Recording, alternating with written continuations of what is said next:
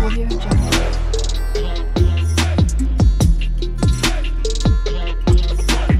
Audio Jungle.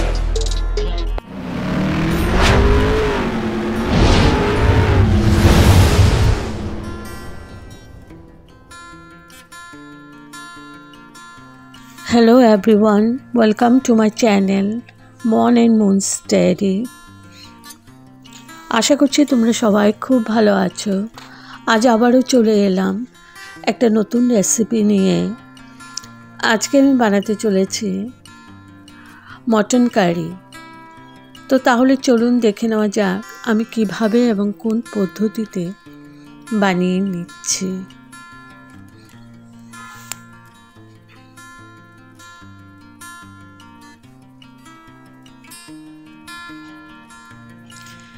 এখানে আমি মাটনগুলো ভালো করে ধুয়ে নিয়েছি।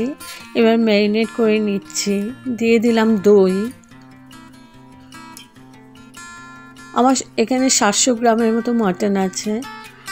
দিয়ে দিলাম গোলমরিচ পাউডার,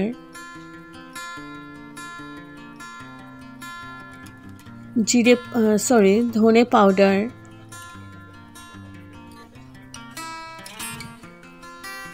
জিরে পাউডার, কাশ্মীরি মির্চ পাউডার,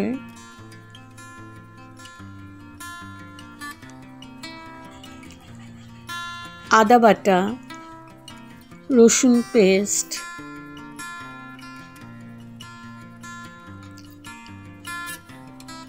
এবার একটু মেখে নিয়েছি ভালো করে।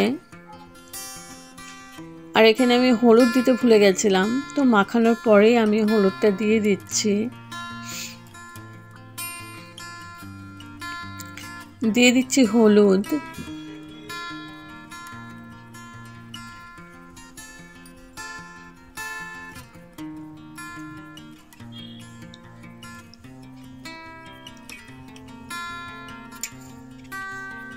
দিয়ে দিলাম আর দিয়ে দেব পরিমাণ মতো নুন।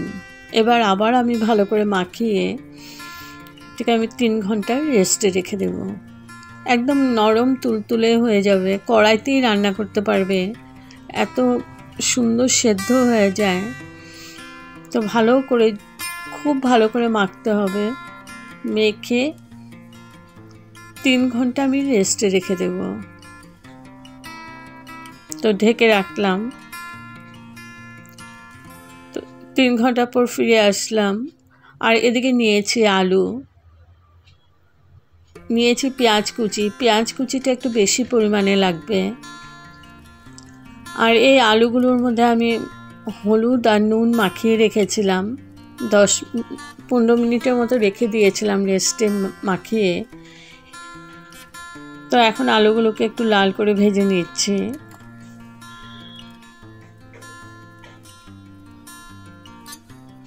তো আলুগুলো ভাজা হয়ে গেছে, তুলে নিয়েছি। এখন ওই তেলেই আমি ফোড়ন দিয়ে দিচ্ছি গোটা গরম মশলা, দারচিনি, এলাচি, লবঙ্গ দিয়ে দিয়েছি। এবার ভালো করে গোটা গরম মশলাটাকে ভেজে দিয়ে দিলাম পেঁয়াজ কুচি। পেঁয়াজ কুচিটা একটু বেশি পরিমাণে লাগবে। তো আমার 700 গ্রাম আছে, 700 গ্রামের আন্দাজে আমি পেঁয়াজ কুচিটা দিয়েছি। এবার দিয়ে দিলাম একটু চিনি। চিনিটা দিলে কালারটাও সুন্দর হয় আর পেঁয়াজটাও একদম লাল হয়ে যায়। আর দিয়ে দিলাম একটু নুন। এবার ভালো করে ভেজে নিচ্ছি। এখন আবার একটু আদা বাটা আর রসুন বাটা দিয়ে দিলাম। আমি ম্যারিনেটেও দিয়েছি আদা বাটা রসুন বাটা। ভালো করে আবার কষিয়ে নিচ্ছি।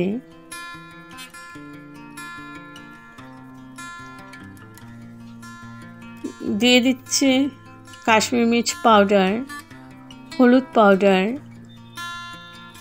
আমি সবই দিয়ে দিচ্ছি একটু একটু করে। আর দিয়ে দিলাম গোলমরিচ পাউডার। এবার ভালো করে আবার কষিয়ে নিচ্ছি।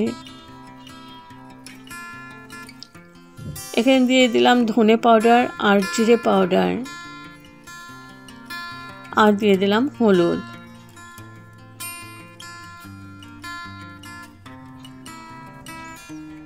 ম্যারিনেটে আমি তেল দিইনি, তো এখন রান্নার সময় তেলটা একটু দিয়েছি বেশি করে, তো খুব ভালোভাবে কষিয়ে নিচ্ছি যতক্ষণ না তেলটা সেপারেট হচ্ছে। এখানে তোমরা ঝাল খেতে পছন্দ করলে কাঁচা লঙ্কা বাটাও দিয়ে দিতে পারো। তো আমি ভালো করে কষিয়ে নিয়ে এখন দিয়ে দিচ্ছি ম্যারিনেট করা মাটনগুলো।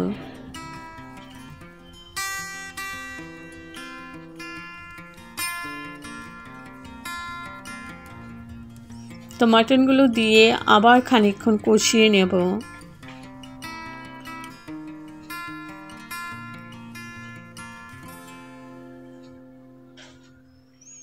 একটু পরপর নেড়ে নেড়ে আমি হাই ফ্লেমিং কষিয়ে নিচ্ছি।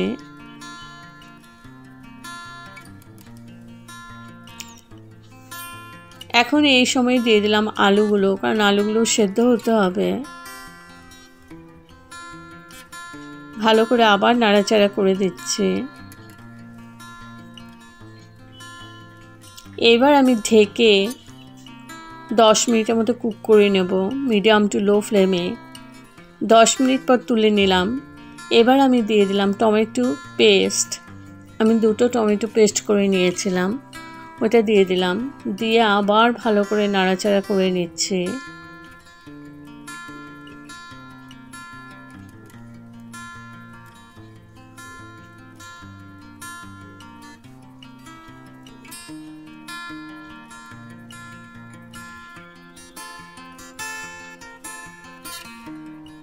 মিডিয়াম টু লো ফ্লেমেই আছে।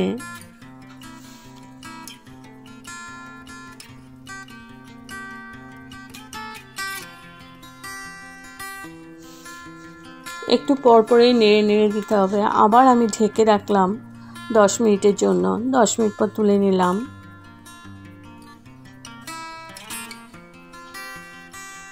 এখন আমি দিয়ে দিলাম গরম জল। ঝোলটা তোমরা তোমাদের পরিমাণ মতো দেবে। তো আমি এখানে 1 কাপের মতো জল দিয়েছি, কারণ আমার মাটনের কোয়ান্টিটিটাও কম আছে। ভালো করে আবার নাড়াচাড়া করে মিশিয়ে নিলাম গ্রেভি জলের সাথে। এবার আবার ঢেকে আমি 15 মিনিট কুক করে নেব।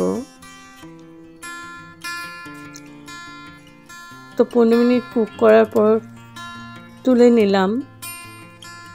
এখন আমি দিয়ে দিলাম জায়ফলের পাউডার। ভালো করে মিশিয়ে দিচ্ছি। তো এই জায়ফলের পাউডারটা দিলেই তোমার চিকেনটা খুব ভালোভাবে সেদ্ধ হয়ে যায়, একদম নরম তুলতুলে হয়ে যাবে। এবার আবার আমি ঢেকে 10 মিনিটের মতন ঢেকে রাখলাম। 10 মিনিট পর তুলে নিলাম। লাস্টে দিয়ে দিলাম গরম মশলা পাউডার।